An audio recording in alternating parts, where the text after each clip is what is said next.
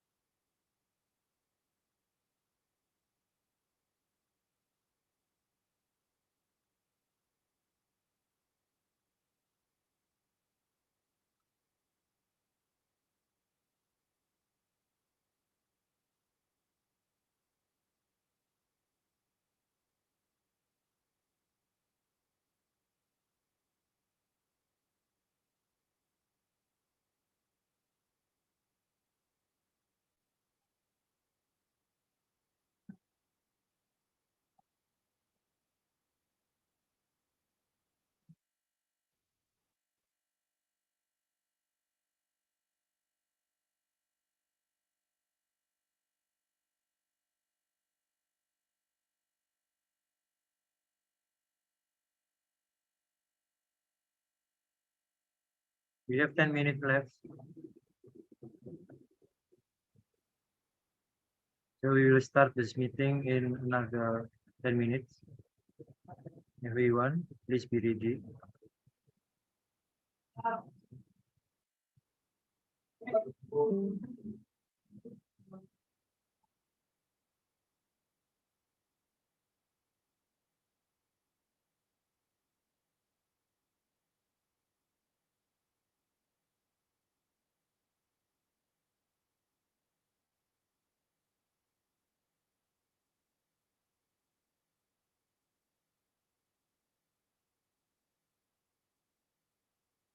Selamat datang, Dr. Alphonse. Selamat siang, apa kabar, Dok? Baik. Akhirnya bertemu juga, Dok. Ketemunya lewat udara ya.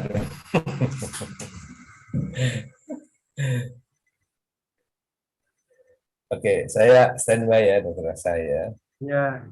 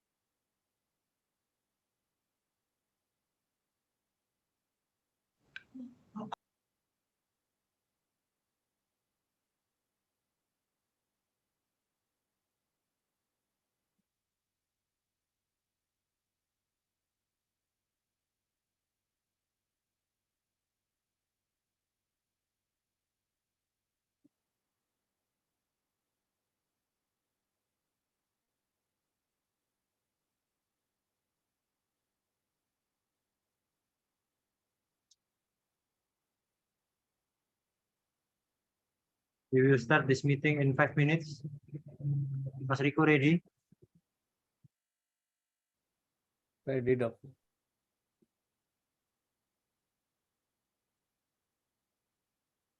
Nanti yang membuka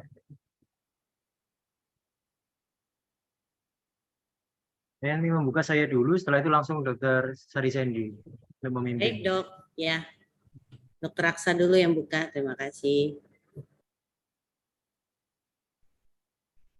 Dokter Yosi, mana, Dok? Nah, ini Dr. Yosi, kalau nggak ada ya Dr. Sari aja nanti sepanjang sesi. Lagi ini kali ya, di Lombok kali ya? Nah, kemarin sudah confirm bisa gitu. Oh, ada acara di Lombok soalnya kan, PB PAPMI.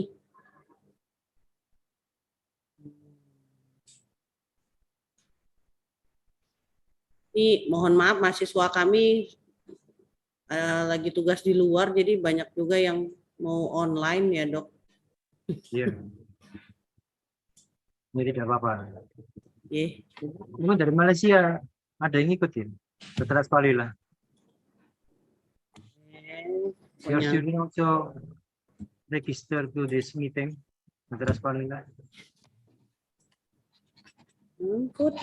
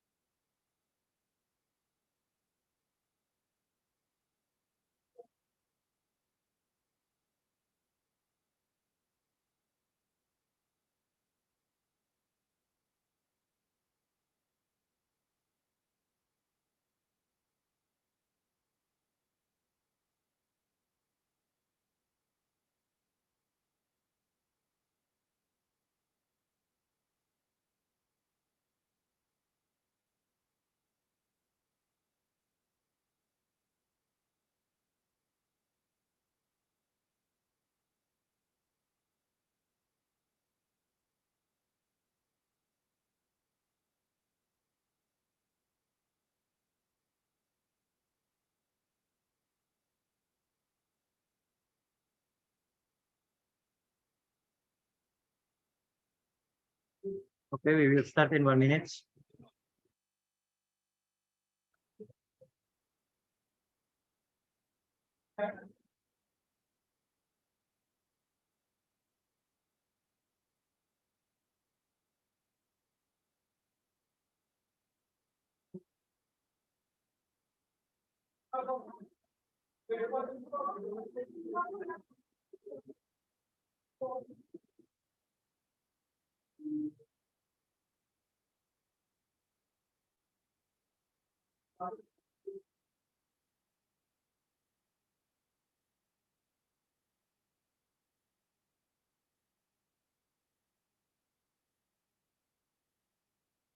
Okay, let's start the meeting. Hello everyone, welcome to the dental session of APAN56, and we wish you a very good afternoon. I'm Dr. Aksa Shioda, the program organizer of this meeting from Erlangga University. From those who has just joined this community, this is a meeting among dental institutions in Asia that is organized on regular basis. As usual, we will explore updated and advanced dental science. Today, we will discuss about the utilization of artificial intelligence in forensic odontology. This meeting will be moderated by Dr. Sari Sendi Sumardi from Universitas Indonesia, in Jakarta. And we only have a very limited time. I will invite Dr. Sari Sendi Sumardi to start and to moderate this session. And I wish you all a good meeting. Thank you. Thank you very much. Assalamualaikum warahmatullahi wabarakatuh. Good afternoon, everyone. It's a great day to see all of you again. I'm Sari Sendi from Universitas Indonesia, and I will be your moderator of today. So we're going to have presentation, and the theme of today's event is about the odontology forensics. So it's a really trend nowadays. So we're going to have experts from Universitas Erlangga, and we have experts from Universitas Indonesia and experts from Universitas Sains Islam Malaysia and Kyushu University Hospital. Without further ado, I would like to introduce our first speaker, Dr. Arofi Kurniawan, EDS PhD. He's the head of the Department of Forensic Odontology in Faculty of Dental Medicine, Universitas Erlangga. It's nice to meet you, Dr. Arofi Kurniawan. So he's the lecturer in Forensic Odontology, and he has taken the Magister of Forensic Science program and Magister of Dental Health Services with the educational background of PhD in Tohoku University, Japan. He has published numerous publications and all majoring, of course, in odontology forensics. And we are very delighted to have you here, Dr. Arofi Kurniawan. And without further ado, the time is yours. Thank you. Thank you very much, Dr. Aksa and Dr. Sari. Bismillahirrahmanirrahim. Assalamualaikum warahmatullahi wabarakatuh. Good afternoon, everyone. My name is Arofi Kurniawan from the Department of Forensic Odontology, Faculty of Dental Medicine, Universitas Erlangga, Surabaya. It is my pleasure to be here with you to share insight into a topic of growing significance in forensic dentistry and artificial intelligence. In this opportunity, please allow me to share our preliminary study about dental age estimation through the CNN algorithm. And this is the preliminary study in Surabaya, Indonesia. Okay, so please allow me to share my screen.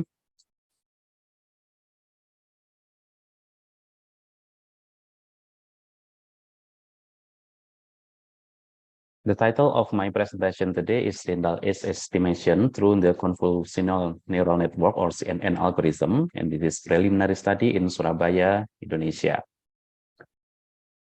We move to the background of our study.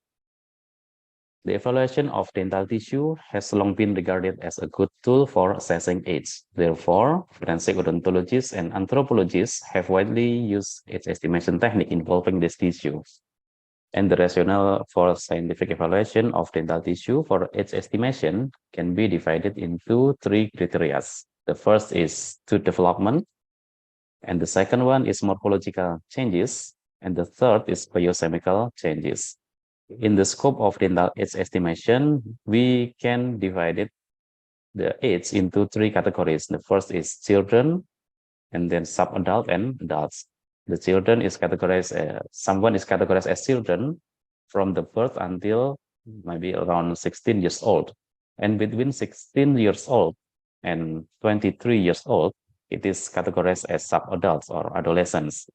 and over 23 years old until death, it is categorized as adults. Okay. The evaluation of dental tissue in age estimation, it is plays a vital role in numerous legal contexts encompassing the identification of conflicts, establishment of legal responsibilities, resolution of civil matters like birth certificate, marriage, employment, commencement, military, and determination of the retirement age. In Indonesia, there are some regulations correlate to the age threshold of persons, such as marriage with the minimum age is 19 years old, and the juvenile court with the age threshold is 18 years old. And in Indonesia, to obtain the driving license, a person should be minimum is 17 years old. And also another rule of law that correlate with age in Indonesia. There are various established methods in dental age estimation, with the radiographic approach as the most commonly used technique. However, the manual dental age estimation via radiographic image is requiring precise measurement, data comparison, and specialized personnel. Therefore, the implementation of artificial intelligence is needed to improve the accuracy and effectiveness of dental age estimation process. The artificial intelligence can be described as a set of technologies that enable computers to perform a variety of advanced functions, including the ability to see, understand, and analyze data, make recommendations, and any other function. In the other words, machines that are programmed to perform certain tasks automatically without the need for human to supervise their work. This is the material and method of our study. The ethical clearance of this study was obtained from the Health Research Ethical Clearance Commission of Dental Hospital, Erlangga University. We use 801 digital panoramic radiograph of children aged 5 to 15 and categorized into 11 age group. This data, the 70% of this data was used as data training, and 30% of this data was used for data validation. We employed the CNN algorithm for object detection based on the London Atlas of Tooth Development by Al-Qahtani. And this is the specification of the software and computer that we use in this study. This is the research flow of our study. Our study started with panoramic radiograph selection and algorithm or software development. The panoramic radiograph was cropped at the upper right and lower right region, then imputed into the data set. At first, we used the original data of the digital panoramic radiograph, that is 801 images as the data set. Then we evaluated the performance of the AI and found that the accuracy was still about 41%. So we consider performing data augmentation to increase the data set of our study. Afterward, we evaluate the user acceptance of the software using functional black box testing. Black box testing is a method of software testing that examines the functionality of an application. Also, we evaluate the performance of the AI using a confusion matrix. This is the data distribution before and after augmentation. We can see that in the left side, this is the data before augmentation. It's about 801 data. And after augmentation, the data increased to 1,298 data. And its age group is consists of 118 data. So we use this data after augmentation as the data set in this study. We move to the result of our study. This is the user interface of our software or the dental age estimation software. And this is the black box testing of the software. We evaluate the software function like the load image button, crop button, reset, predict, and profile button. And all of the function is working. So we can continue the study. This is the testing of the load image button. After we press the load image button, then we can load the panoramic radiograph and the panoramic radiograph will appear in the software.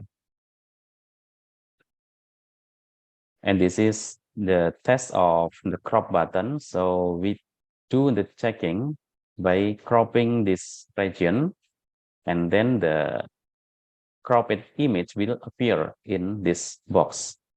Then this is the test for the predict button. In this predict button, when we press the predict button, the estimated age will appear in this site. And this is the estimated time for doing the dental age estimation using this software. We can see here that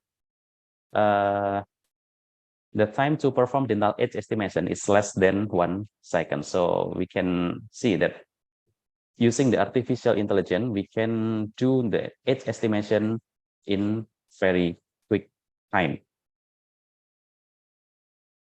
And this is the demo of the software.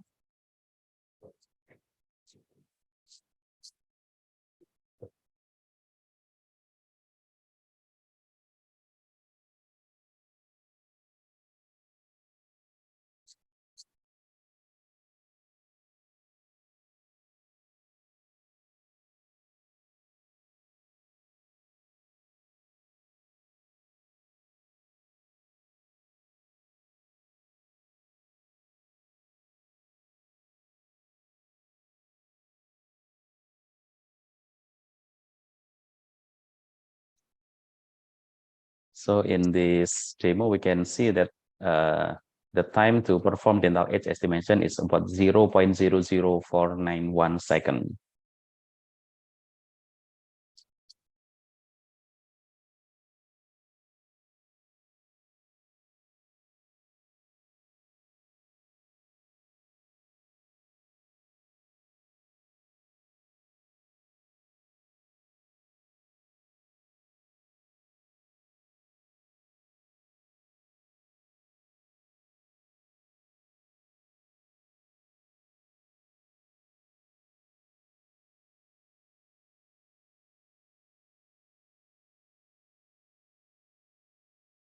Yes, we can simply load image, then crop, and then predict the age estimation of the radiograph, panoramic radiograph. Okay. The next test for the AI in this study was the confusion matrix. The matrix will summarize the performance of the machine learning model. This is the confusion metric of this study. In the left side is the confusion metric before data augmentation, and in the right side is the confusion metric after data augmentation. In this confusion metric before augmentation, we use 241 data, or 30% from the total data. And after augmentation, we validate this AI using 389 data, and we found and we got this result. From the confusion metric, we can find the following metrics. The first is accuracy, that is used to measure the performance of the model. The accuracy is the ratio of the total correct instances to the total instances. And the second is the precision. The precision measure how accurate the model's positive prediction. It is defined as the ratio of true positive prediction to the total number of positive prediction made by the model. The third is recall. Recall is measuring the effectiveness of a classification model in identifying all relevant instances from a data set. The last one is F1 score. F1 score is used to evaluate the overall performance of the classification model. And this is the formula for the accuracy, precision, recall, and F1 score. This diagram shows the performance of AI for dental age estimation. We can see that the average accuracy, F1 score, recall, and precision before augmentation is about 41%. And after we increase the data set, after augmentation, the accuracy, F1 score, recall, and precision is also increased to 74%. This is the more detail about the conclusion metric is on the age group. In here, we can see that the accuracy before augmentation is 41%, and after augmentation is 74%.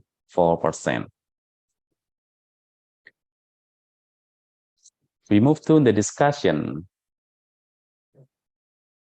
Artificial intelligence provides a way to automatically discover feature and generalize based on the already encountered data, achieving noteworthy performance on new and unseen data within the same domain. And the effectiveness of neural network is as high as the time and frequency of their usage. This includes feeding the convolutional neural network, or CNN, more similar data to gain experience. It is also known as training, like conventional human intelligence. So naturally, the more trained, the more accurate it will be. CNN is a type of artificial neural network used primarily for image recognition and processing due to its ability to recognize patterns in images. The advantage of using artificial intelligence: the first is automation of repetitive tasks. The second is reduce human error. The third is increase the accuracy, and AI can help us in decision making.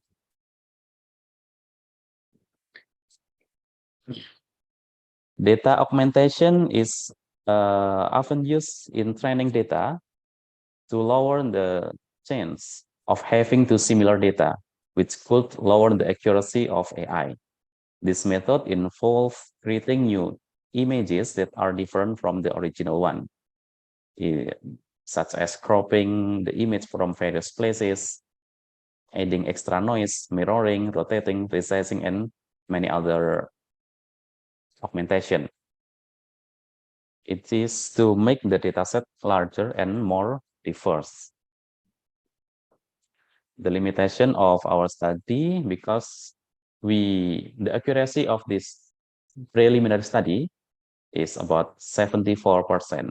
Why? It is because we have only limited number of panoramic radiograph as in the data set. And the second, the limitation of this study, because the panoramic radiograph is only obtained from one place, that is the Dental Hospital Universitas Airlangga in Surabaya. So in the future study, we need to improve the data set, and maybe we can use panoramic radiograph from another region in Indonesia. In conclusion, the findings of this preliminary study reveal an accuracy and F1 score value of 74%, and these results indicate the viability of employing AI through the CNN algorithm to predict children age ranging from 5 to 15 years using the London Atlas of Tooth Development. And this is the end of my presentation. Thank you very much for your attention and your participation in this session. Thank you. Wassalamualaikum warahmatullahi wabarakatuh. Waalaikumsalam warahmatullahi wabarakatuh. Thank you very much, Dr. Arafi Kurniawan. A very, very interesting topic that you have discussed, and a very good time management. Thank you so much. And we're gonna move to the next presenter. We have another expert from University Science Islam Malaysia, Associate Professor Asparlillah Alias. Thank you so much for being here. And She has many work experience, and at this moment, she is the lecturer in the Universitas Sains Islam Malaysia and a young professor in Universitas Erlangga. She is also the associate researcher in Catholic University Leuven, Belgium. And she has taken the postdoctorate also there. And she took the doctorate degree in University Kebangsaan Malaysia with many publications and working experiences. She has the expertise in anatomy, forensic odontology and radiology, forensic anthropology, Islamic studies, and geometric morphometric and medical statistics. The presentation today is about artificial intelligence in forensic odontology, how it works. Professor, the time is yours. Thank you.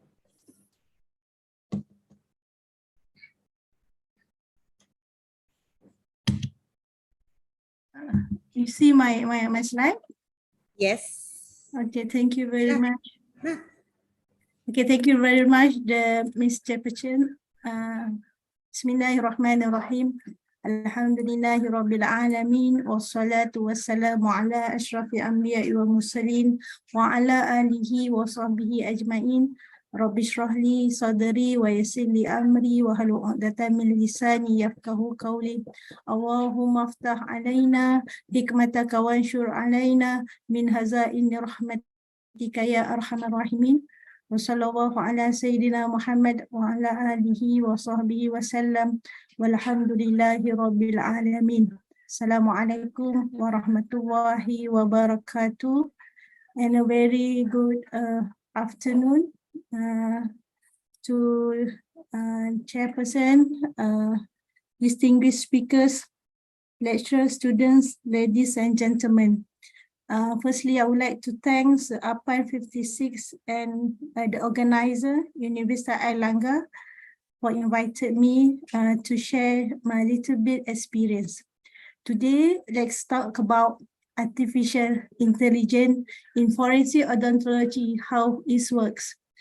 So I would like to acknowledge my collaborators, Dr. Azura and our PhD student, Muhammad Farhin, for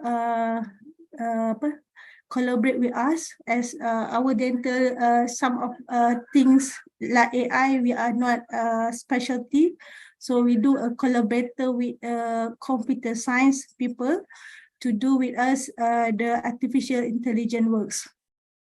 This is me and also the team that collaborate to form the artificial intelligence of the anatomy of the teeth and also the skeletal pattern. So as we know, forensic odontologists utilize their dental expertise to examine dental evidence, including dental records, dental remains, and bite marks, aiding in various forensic cases. And we see that this one, this is a X-ray, antemortem or postmortem. We found that every teeth has a special characteristic that differs from each other. We can see that this is, we can see the crown and also the bridge. So artificial intelligence is a technological advancement which mainly mimic with the human brain and have revolutionized in dentistry. It's like a smart mathematical technology named as an artificial intelligence model. And the artificial intelligence models can be trained and then applied for the problem solving and decision making. And these models can be applied for various tasks in dental and medical diagnostic. So in the forensic odontology field, we found that numerous of the research was done in the bite analysis, gender identification, and also age estimation. So from Sanjeev 2021, we found that the age estimation was studied around 4 gender determination around 2, and prediction mandibular morphology 1, and identifying of the bite marks 1. And the number increasing dramatically nowadays, and nowadays people are focused on AI. So most of these AI-based studies have used artificial neural networks, convolutional neural networks. A study of reported of using Bayesian's convolutional neural network. So what is an artificial neural network? It's a branch of machine learning models. Neural network are learned or trained by processing example, each of which contains a known inputs and also result.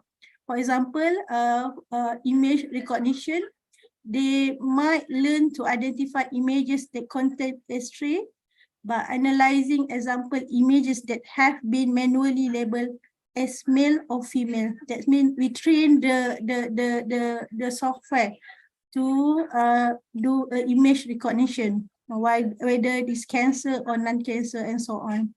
So for bite marks, as we know, bite marks are considered as a crucial evidence during sexual assaults, sexual homicides, rapes, and sexual abuse, and also in child abuse. So in artificial intelligence, they use artificial intelligence in order to aid odontologists in identifying bite mark based on several features. These features is then used in any AI algorithm to produce a classification result. So from the study, we found that 82% of the AI accuracy if use a bite mark. So what they did is they measure the angle between the canine and the canine, and also the ratio of distance between the canine and other tooths, canine and lateral incisor, canine and central incisor, this canine with the lateral incisor and also lateral incisor. So they also measure the distance between the two centric points projected on the canine line. For example, this is the centric of the tooth, and they measure between the centric from the adjacent tooths. So this is how bite marks is analyzed using the AI. So they also learn about the sex classifications. So sex classification is most common classification case study, as it only has 2 classes, whether sex, males or female. It's similar with the bite marks. Sex classification also can be defined using various dental features.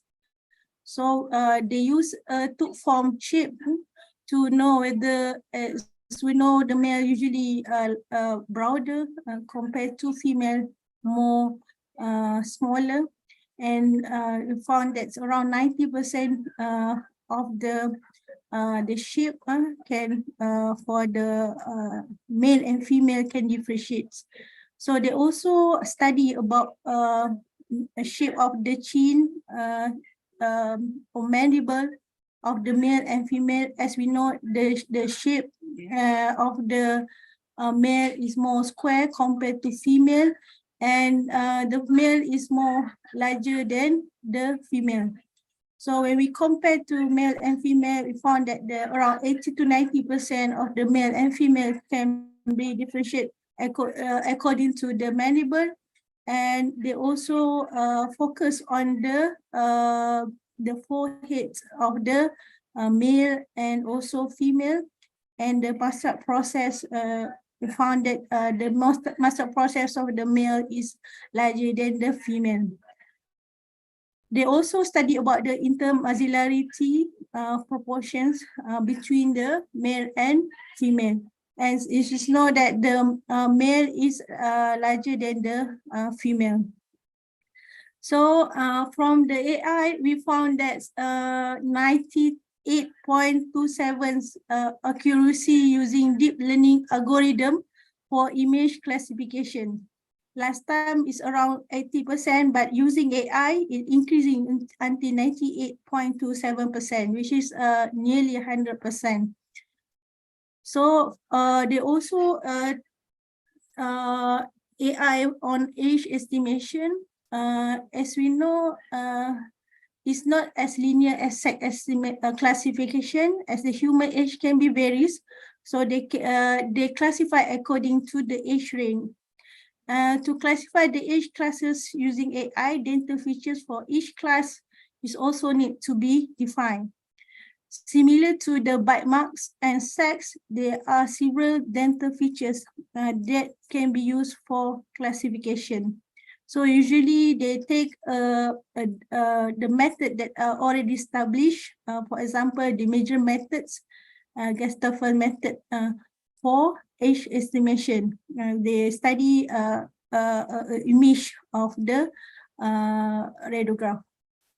They also use Smith methods and Broadwell classification to use AI for age estimation. They found that using deep learning method, for example, that like Dr. Arofi did, they did it can go 93.63%. So AI actually helps people to make to diagnose fastly, around 1 minute or less than that. We can know the age estimation or sex estimation or bite marks identification. So do we need AI for forensic odontology? Before answering the question, let's highlight some general limitations of AI based on the case study that we covered before. AI require features very concise, feature definition between each class, so AI can differentiate each class better. So AI also require a lot of sample size to learn the feature. A lot of sample size means there are more variation features. So however, it hard to obtain that large number of samples, especially in dental analysis. So we also need a balance of samples distribution between class to achieve high accuracy. So pre-processing data is needed to remove noise and standardizing sample parameter. However, pre-processing also could affect feature that is needed to classify certain class, and high performance AI is achieved using optimum training conditions. Similar algorithm may not perform well in real life forensic odontology case study. So there are lots more limitation of AI because it's involving tools. Result from AI may not be used as a definitive result. In short, AI for forensic odontology is great support to help experts make more accurate deductions. So in our study, we did malocclusion classification using method, AI method. What we did, we classified class 1, the normal occlusion, the class 2, and also class 3. So we use lateral cephalo image for classification. And the image classification is done by pixel level, and image should contain several number of pixels depending on the image size, and pixel value is between 0 to 255. Color image contain 3 layers, pixels red, green, and blue with similar pixel value range. And common algorithm used in image classification is called convolutional neural network, or CNN. And CNN has large number of variation to tackle, and various image as a normal image, X-ray image, or heat map image. So as you know, before this, actually artificial intelligence already had here in 1950, but is increasing into the machine learning. begins to flourish in 1980. But now we focus on deep learning, breakthrough the drive of AI boom. And the CNS is a part of deep learning model, and deep learning is more details in terms of AI. And the application is more versatile, assuming a lot of data is used for model training.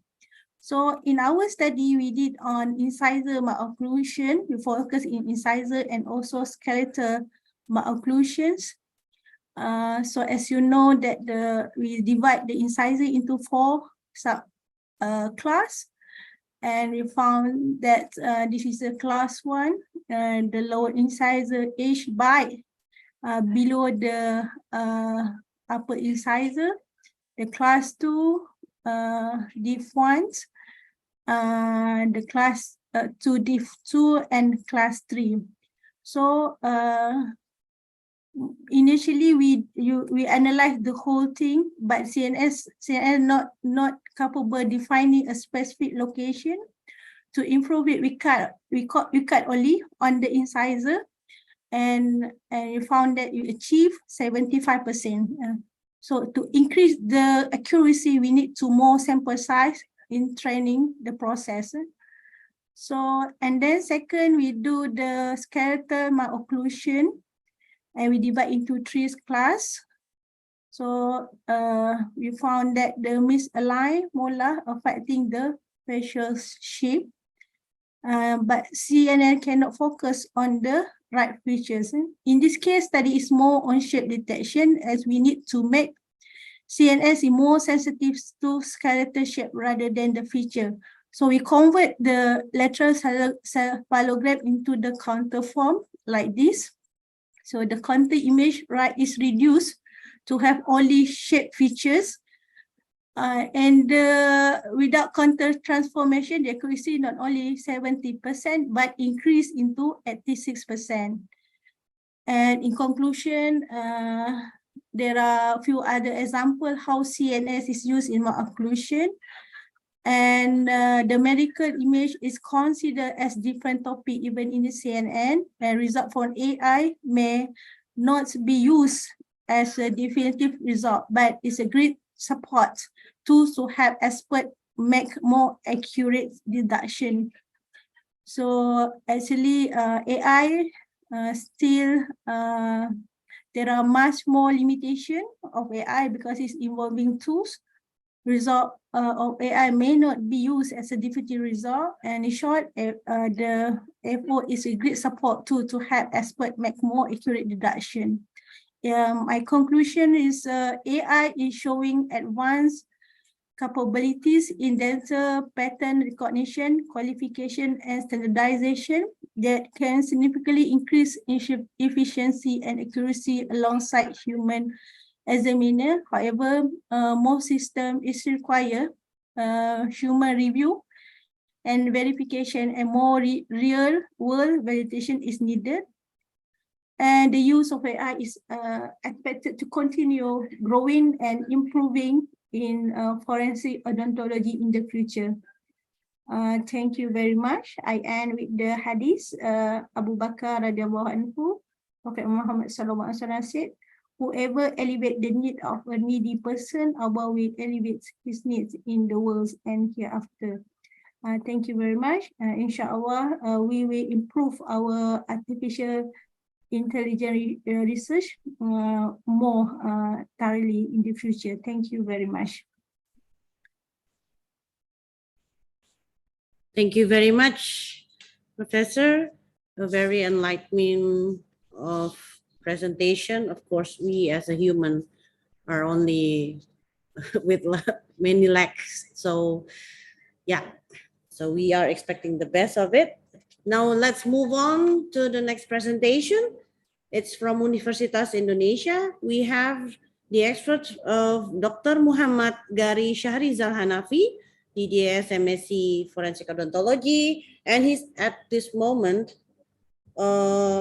is taking the PhD program in Tokyo Medical and Dental University, Tokyo, Japan.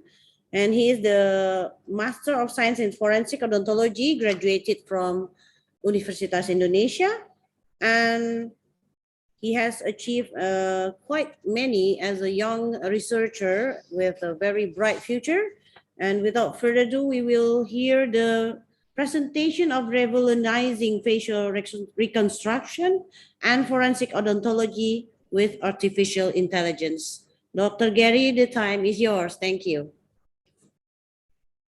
Thank you so much, Dr. Sandy. Excuse me, have you seen my screen? Have you seen my screen? Yes. Hello? Yeah. Okay.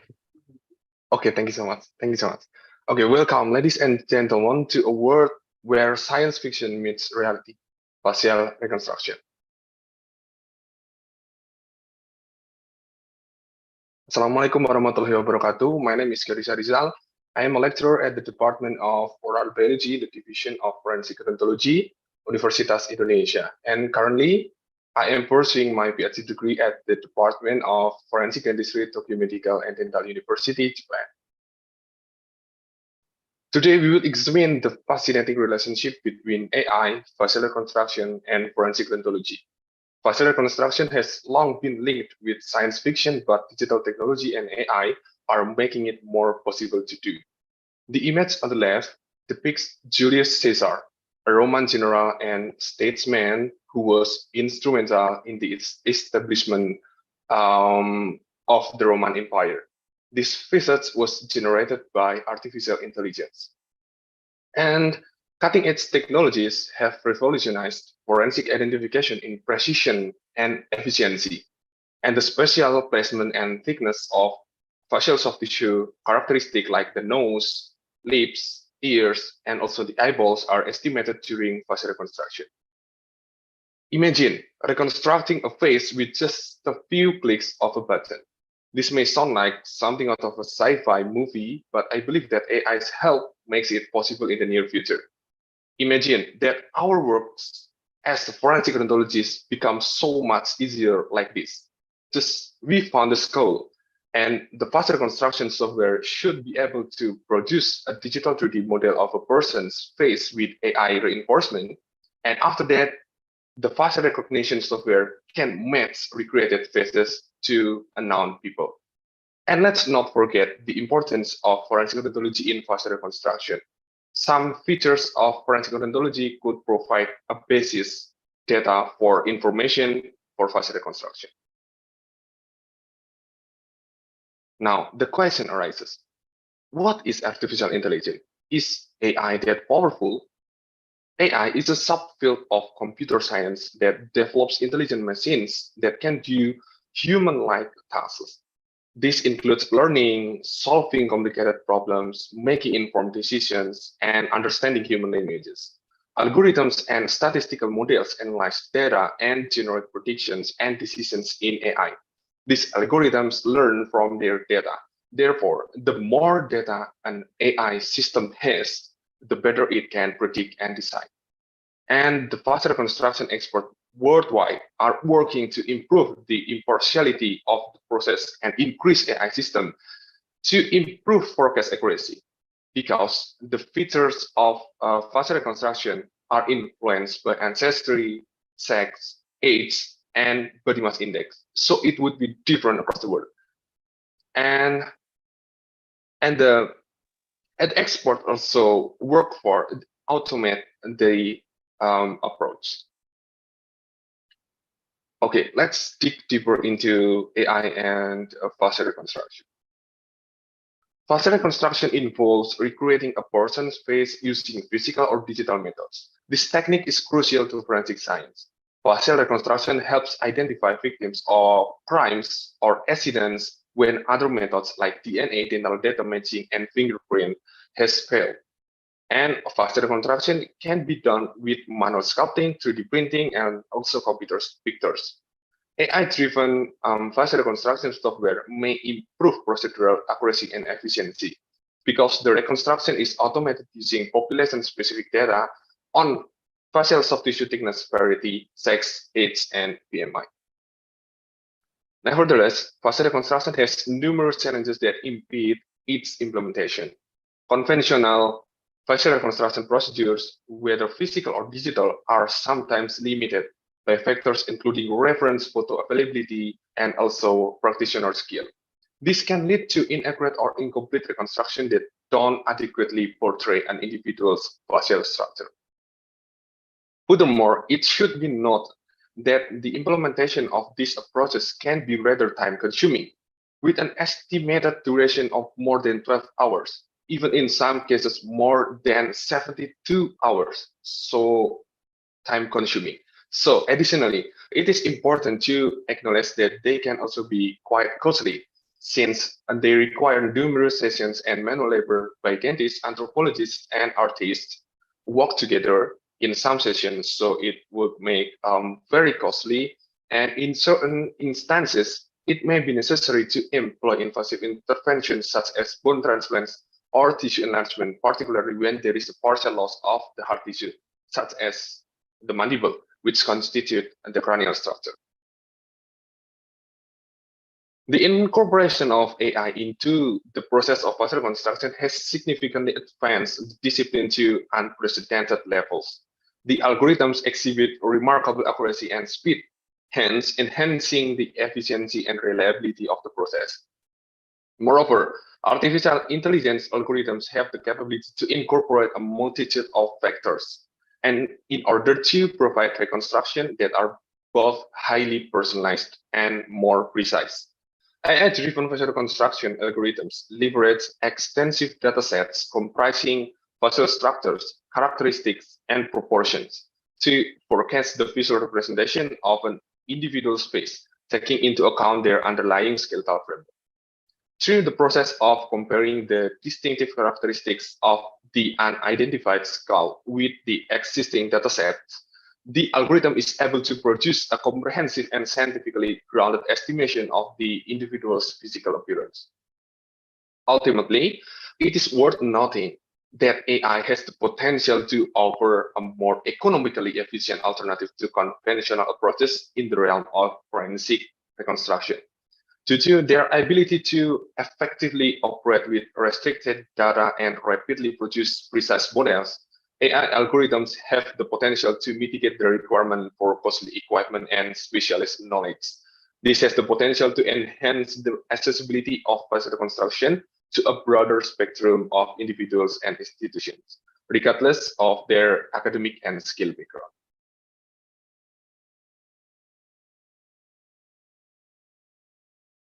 Next, we will discuss some of the software used in the field of facial reconstruction. That some of them are already powered by AI, indicated by the green font, like this one, and some others can be powered by AI, maybe in the next future. And the first one is forensic anthropology and computer enhancement, or FACES, that have been established at Louisiana State University at the United States. This software is a deep learning method that was developed with the capability to generate facial reconstruction from bone remains, which claim to have a high level of accuracy. And skeleton, the second one is Skeleton ID. Skeleton ID is an AI-powered software that exclusively facilitates skeleton-based identification by employing physical anthropology methodologies such as craniofacial superimposition, face comparison, biological profiling, and comparative radiography. And for your note, this is a paid software. And the third one is Sketchcop Facet. This technology enables forensic specialists to generate computer reconstruction of unidentified individuals by utilizing their cranial remains. Same as Skeleton ID, Sketchcop Facet is a paid software. The next one is Insight 3D. It's a freely available software tool designed to facilitate the generation of 3D models through the use of a sequence of images. So this software is make the facial reconstruction based on the several images, and the call map is the freely available software also, but it works in the large scale scenes. So the last one is the ArtBreeder. ArtBreeder actually is an art website that utilizes collaborative efforts and machine learning techniques The website provides users with the capability not only to make and manipulate photos across several categories, including landscapes and paintings, but also to generate a reconstructional faces. To the best of my knowledge, this is one of the first cases of facial reconstruction for forensic identification purposes that was conducted by using AI. Although this project is not entirely AI-driven. This project has been done by Dr. Daniel Fossard, a scientist who works in architecture and production design. In his leisure time, he writes and provides forensic consulting services. And this project has been done by analyzing 15 missing persons in Canada. And the main and miscellaneous information has been collected from Royal Canadian Mounted Police, or RCMP. And the information is used to build the facial reconstruction sculpture. So the first one, the sculpture and the photographs were created by New York Academy of Art students. As shown in the image on the left, the sublet images lack of contrast. This is a common occurrence actually, and some other images would have processing errors, and it would sometimes be advantageous to perform a rudimentary colorization. Like in this example, Dr. Fossard increased the contrast and applied the shadow and highlights filter in Photoshop. He used Photoshop as depicted in the middle images. In addition, he added Club Monaco glasses based on the miscellaneous RCMP information regarding missing person photographs. Next, he uploads multiple perspectives and combine them. When uploaded into Art Reader software or website, the uploaded angles are automatically cropped and combined by itself. And already characteristics such as hair and creases and also eyes appears less uncanny. And the images with the eyeball crossed out are the source images. And everything else was derivative in some way. And the next one is where artistic skill comes into play. There are several categories such as personal information, age, sex, head width, head length, and then race like Asian, Indian, Black, White, Middle Eastern, and Latin Hispanic, or facial expression like happy, angry, and then eye color, hair color, and accessories work. And the chaos control here appears to restore the visage to a normal or attractive appearance. The remaining controls are straightforward. The higher the value we input, the higher the probability of the person being classified in a particular classification. And based on his experiment, Dr. Fossard deemed it advantageous to use these findings and repeat the crossbreed process with the originals. And in the final stage, he downloaded the photos from ArtGrid web and edit them in Photoshop again to match all the accessories found with the corpse, thereby increasing the resemblance between the reconstruction and the original person's appearance. And next, we will discuss about facial reconstruction and forensic technology. Both approaches are often complementary. In the case of serial killer Ted Bundy, for instance, facial reconstruction identified a missing victim after years.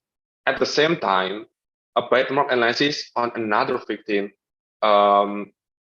made judges and juries rule Ted Bundy guilty. And also, like I mentioned before, that forensic odontology features may aid facial reconstruction.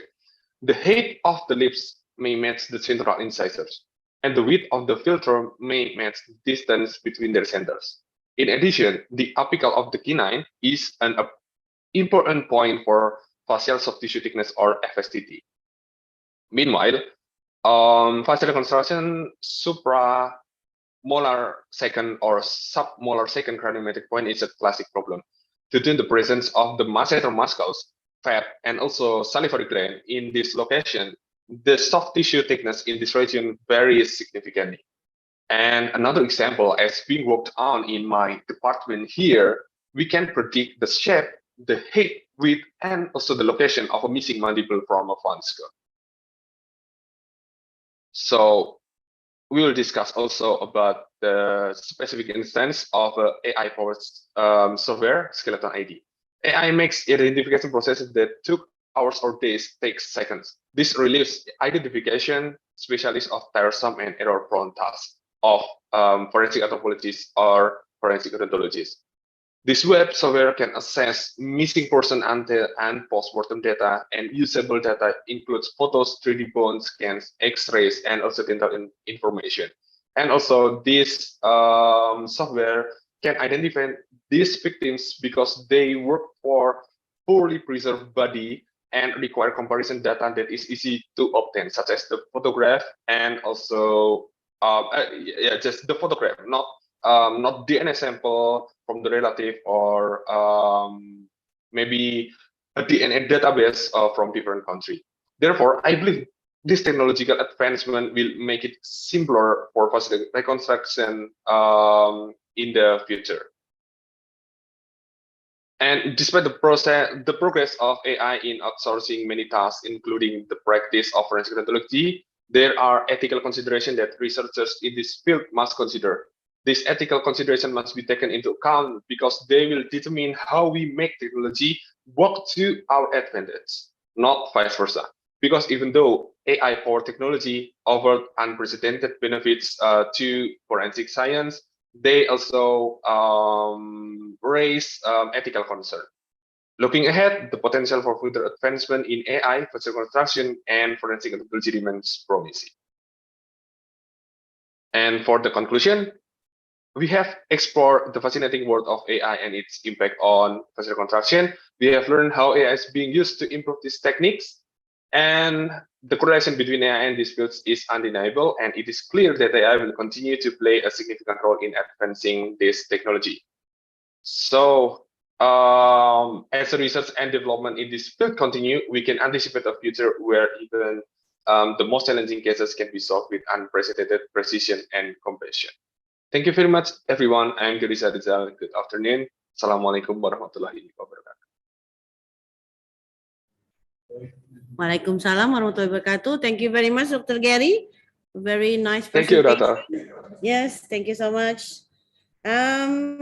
We've come to the last presentation with the Junichi Yamazoe Sensei.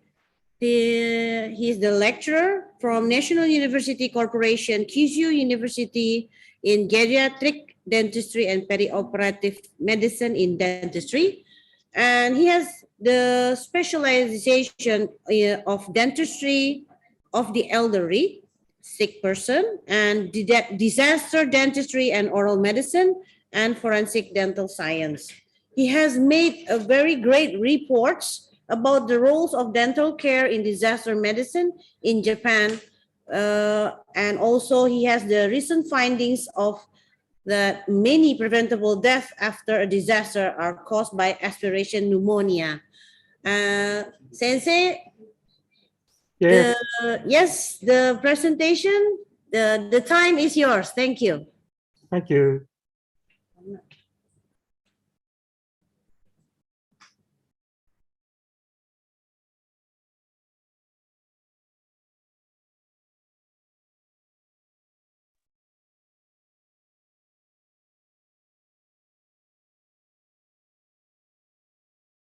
Can you see my slide?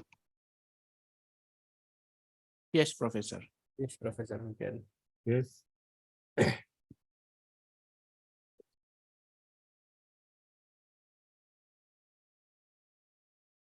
My name is Junichi Yamazoe, and I am a dentist at Kyushu University Hospital. I would like to express my deepest gratitude to Dr. Aksa and everyone involved in the Asia Pacific Advanced Network for giving me this precious opportunity today.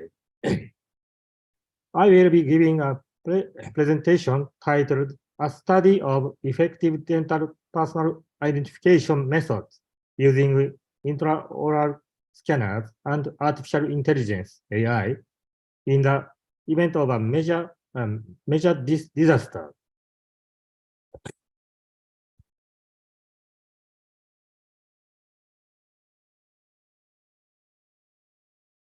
First, let me introduce myself. Kyushu University Hospital is located in Fukuoka City, and although I currently live in Fukuoka City, I am originally from Kobe City. Fukuoka City and Kobe City are about 600 kilometers apart. Here is Fukuoka, here is Kobe.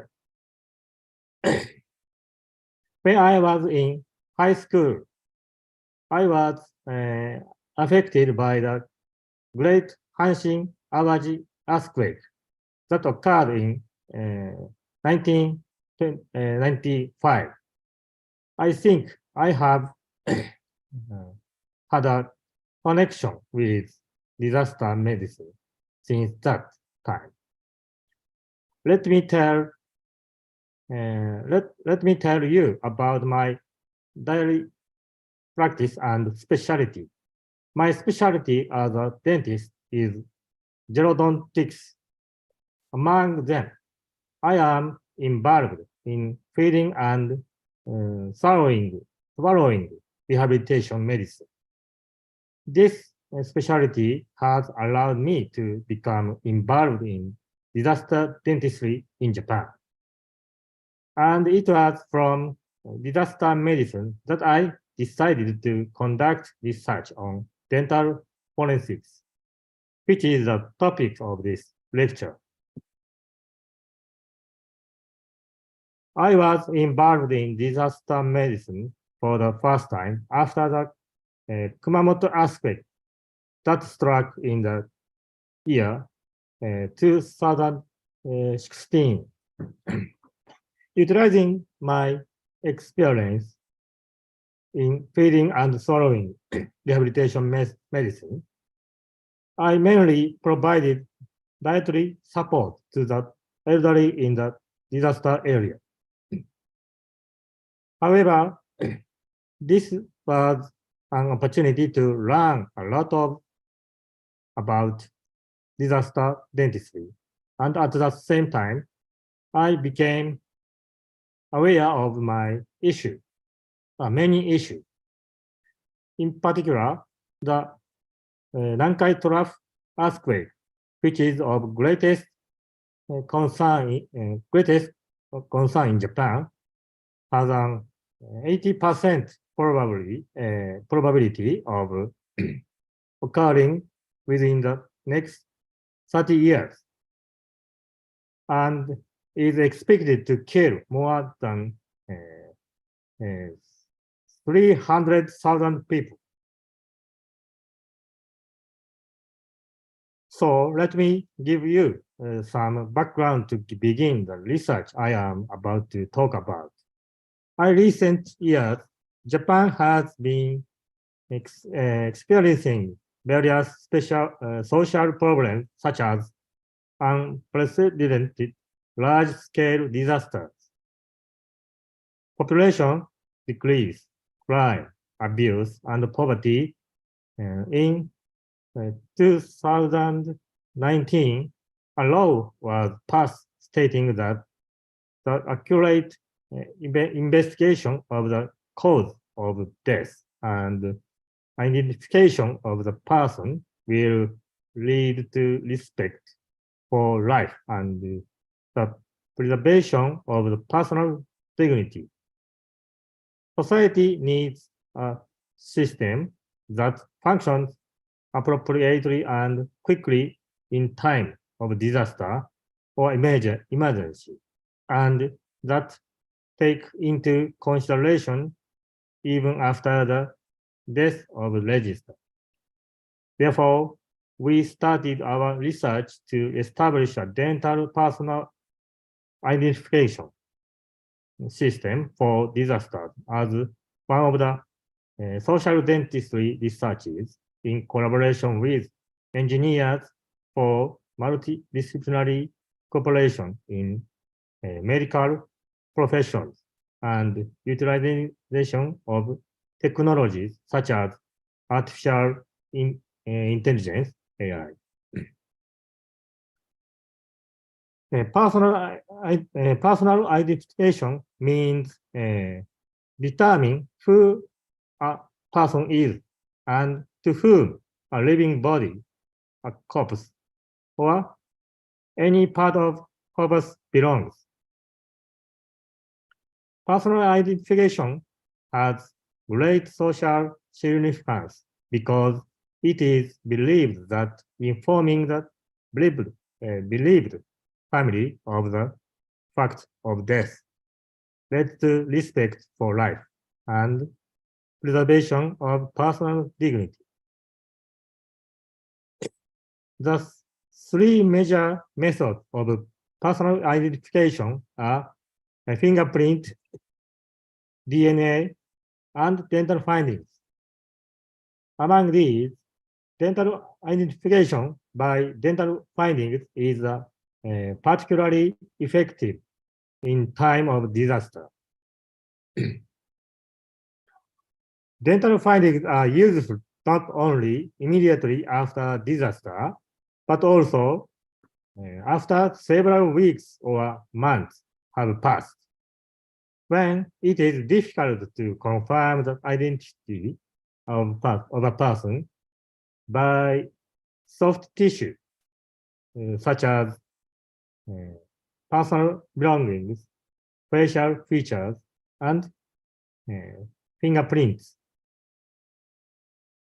In the greatest East Japan earthquake, appropriately 1,240 bodies, or about 8% of the total, 8% of the total were identified by dental findings.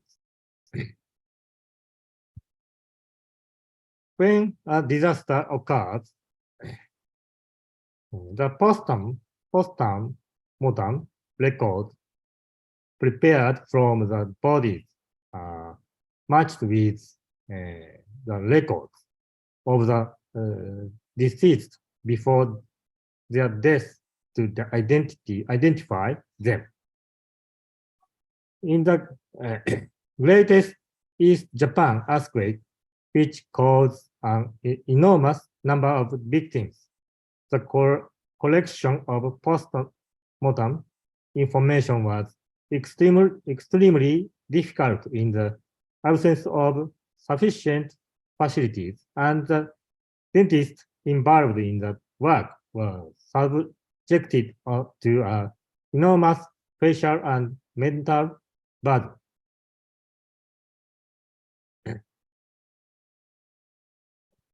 To construct an automatic dental charting, therefore, we have designed our research goal to address these issues as follows. To construct an automatically dental charting system using artificial intelligence, AI, the accuracy of the dental findings classification algorithm and the teeth type classification algorithm will be examined. In addition, we thought that an intraoral 3D scanner would be useful for collecting dental findings in the event of disaster. The intraoral 3D scanner can record the oral findings of a corpse whose mouth is only slightly open due to rigor mortis, and it seemed to be able to accurately record dental findings even in an environmental without a light source due to a power failure. Our study is a collaboration between the Faculty of Dentistry and the Faculty of Engineering at Okayama University, with two studies being conducted in parallel. in study one. In study one, the dental finding classification algorithm study. Two types of images were collected. The first is data from intraoral photographs taken with a dental camera and an intraoral photographic mirror similar to the method currently used for disaster photography. From the photographs of the occlusal surface, one molar tooth at a time was extracted using image J and classified into three types FMC in the CNMR according to its findings. From the images of the occlusal surface taken by the intraoral scanner, 60 images were extracted for each tooth that showed findings of full metal crown FMC inlay and non-metal restoration on molar tooth CNMR in the molar region. Using these databases of 60 images each, we performed transfer learning and constructed an algorithm to classify dental findings by conducting cross-validation 4 times. The results of our 4 cross tests are shown.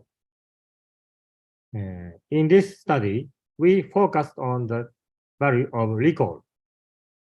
Recall 0.9523, precision 0.9567, F measure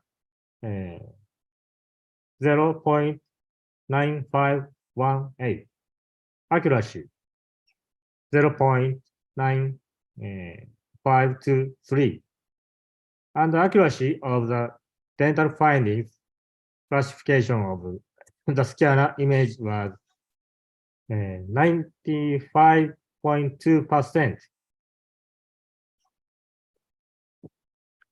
In order to create a dental chart, we believe that the algorithm to recognize treatment scars of teeth in study 1 and the algorithm to recognize that tooth site are also necessary. So study 2 below is being conducted with the cooperation of the Faculty of Dentistry and the Faculty of Engineering at Okayama University. The first step of the method is to label each tooth from a cluster cast of the dentition of 40 individuals using mesh labeler. A data set consisting of the dentition shape data of 40 individuals is constructed, and for each dentition shape data, each tooth type is cut out, and a label is added to each tooth using mesh labeler. A network was constructed to extract each labeled tooth from the dentition model, and a network to classify the classes of the extracted tooth. The two networks were integrated to extract teeth from the dentition shape data and classify the two classify the tooth classes.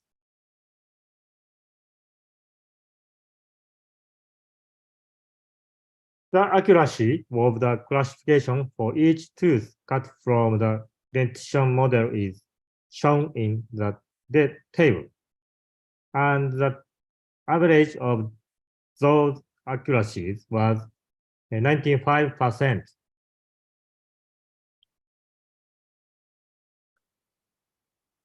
Discussion and conclusion.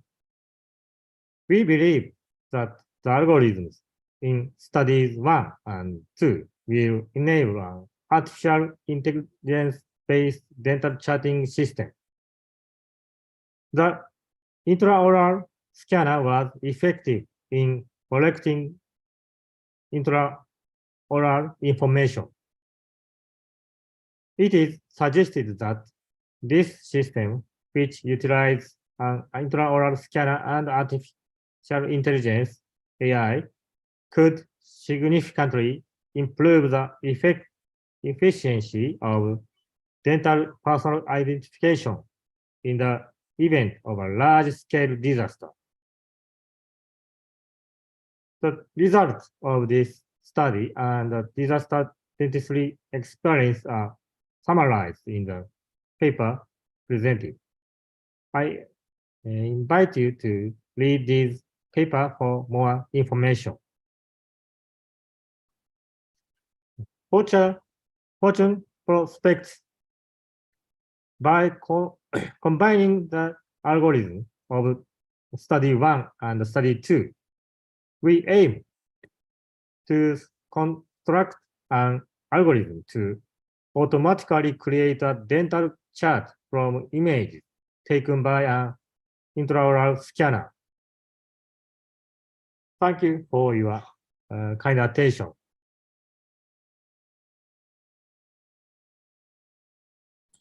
Thank you very much, Thank you. Sensei. Thank you so much for the presentation. Now we've come to our last session. We will have questions and answers. Is there any questions from the audience from the Zoom online? Yes, Dr. Rani? Thank you very much, Dr. Sandy. Yes. Okay. Thank you very much for the opportunity. My name is Rani. I'm not currently studying forensic odontology or forensic in general, but I am working in research to implement AI in histopathological image analysis. So I'm very curious about the method that's being used in this research. These are all a very interesting presentation. Thank you very much. I would like to ask Dr. Arofi first.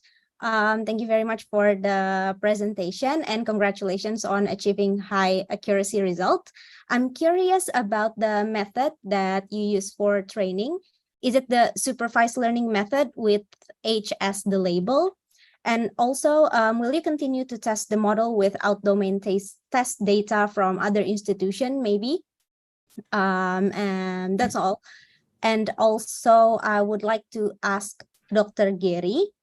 I believe facial reconstruction is a very complicated field because it involves so many variables. And also achieving good performance in AI model involves a very technical calculation, and it's sometimes outside of our scope of expertise. How do you think we can achieve better AI performance with our background as medical professional? I think that's all from me. Thank you very much. Okay, I hope all the presenter get the questions. Yes.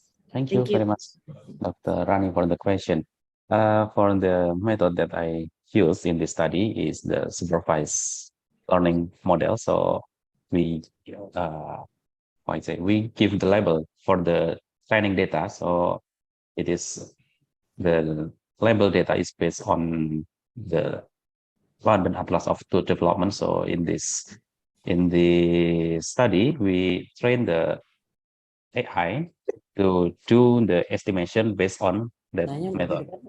So in this study, we only got the 74% accuracy, and I can say that it is not so good accuracy for the AI study, because if we are talking about the AI, the accuracy should be higher than 90%. So in the future study, we still continue the study to improve the data set to achieve higher accuracy in the future. Okay, thank you. Yes, thank you, Doc. Is that answer the questions, Dr. Rani? And another one, Dr. Arafi, will you continue to do test it with other data from other institutions? Yes, of course. We still continue with another data from another institution. So yeah, we hope that we can get this panoramic data from another region in Indonesia. So the accuracy and the performance of the AI will be much better than current status. Okay. I'm very interested in the result. Thank you very much. Thank you. And for the next questions? Okay. Thank you very much, Dr. Rani, for the very interesting question as well. As I mentioned before in my presentation, some features are influence the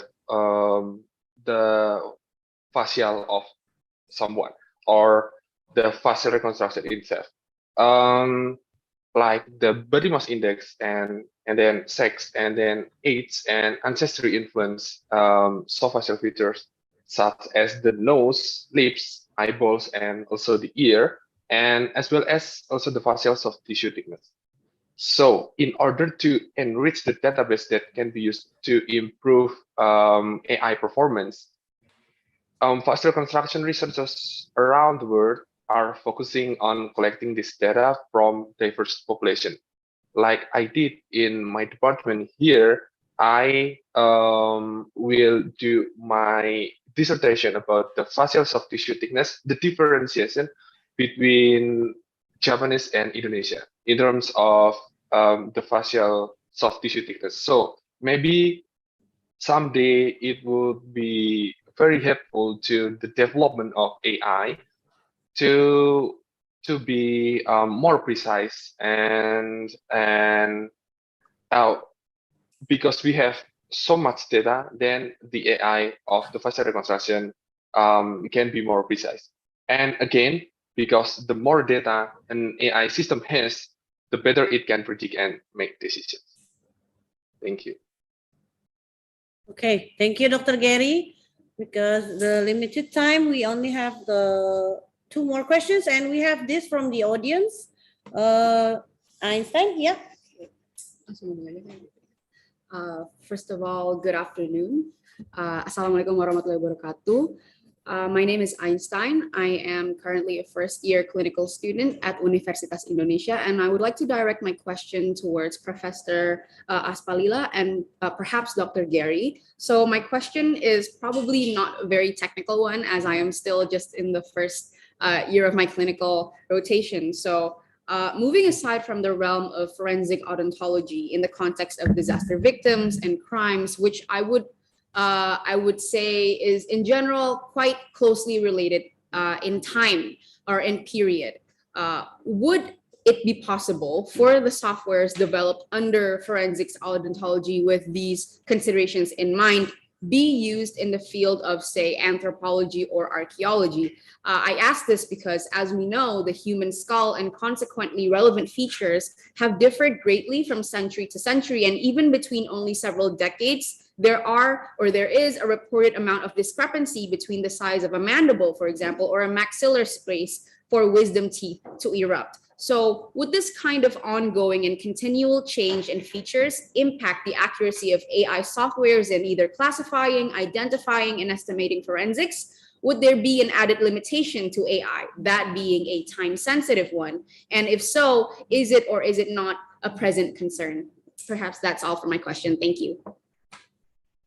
I hope the presenters get the questions, Professor, Dr. Gary.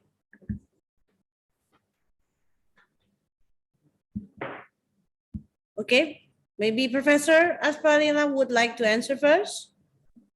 Yes, for identification of human for dental, usually we see the age estimation, the sex determination, and also the race. So usually what we do for the 100 years ago, we do a data set, a database of different populations. For example, for Indonesia, for Malaysia and Europe, and different, usually there are not many changes from the side of the human nowadays. The T and also the structure still same. So if we do AI now we still can use for maybe 100 years towards. So as long as we have many database in some population, for example, Malaysia and Indonesia, actually the same mongoloid shape. So maybe we can combine Indonesia, Malaysia, and all the Asia, like maybe Japan, and that's a same shape with us.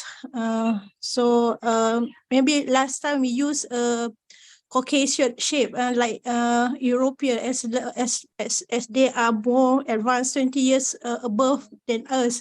But nowadays we need to combine Asia, Asia need to have their own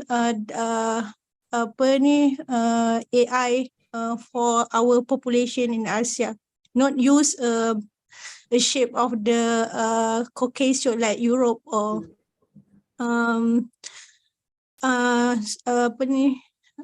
America. They different from us. So actually it is more accurate if we use our database and AI system rather than we use a Europe country software. That's all from my answer. Thank you, Professor. How about Dr. Gary?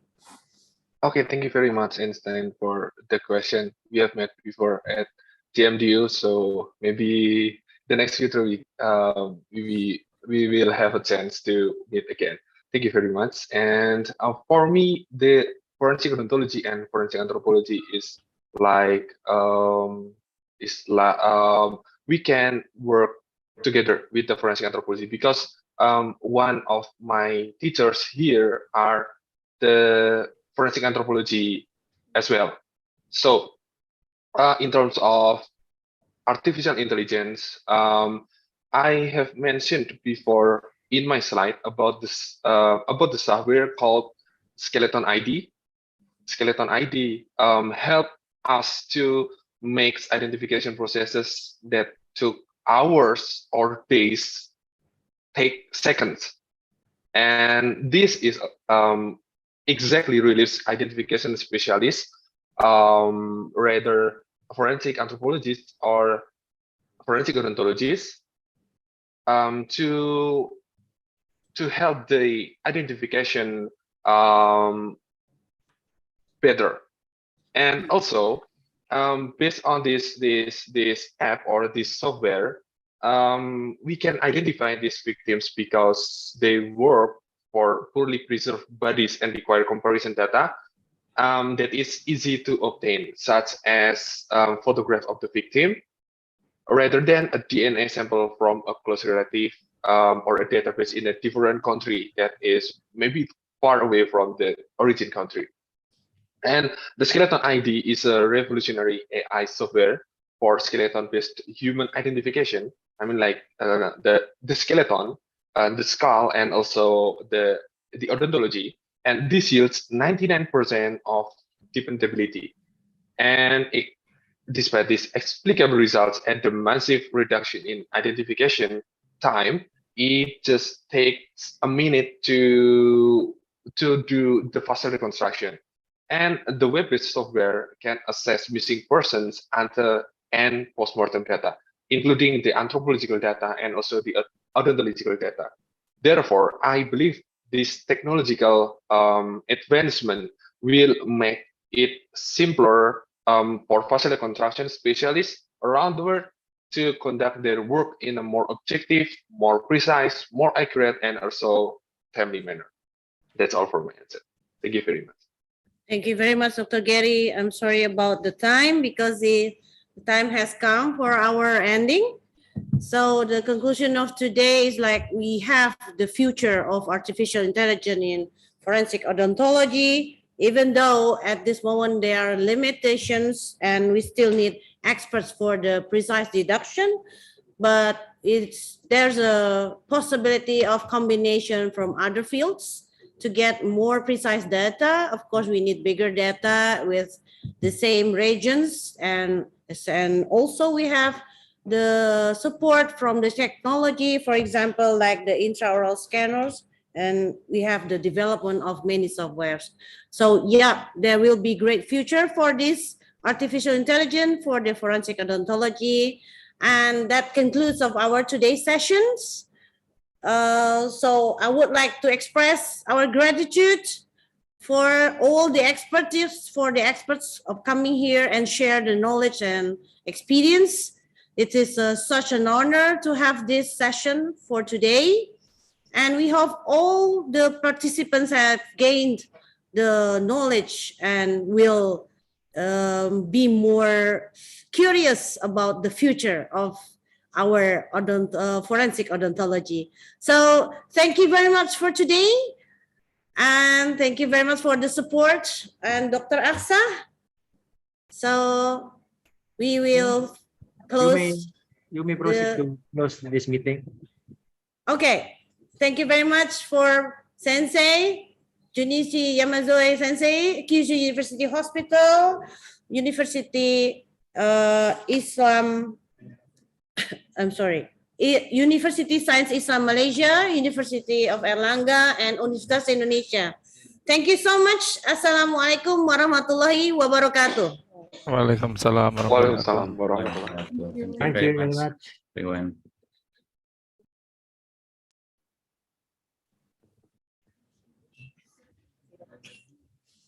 Matiin.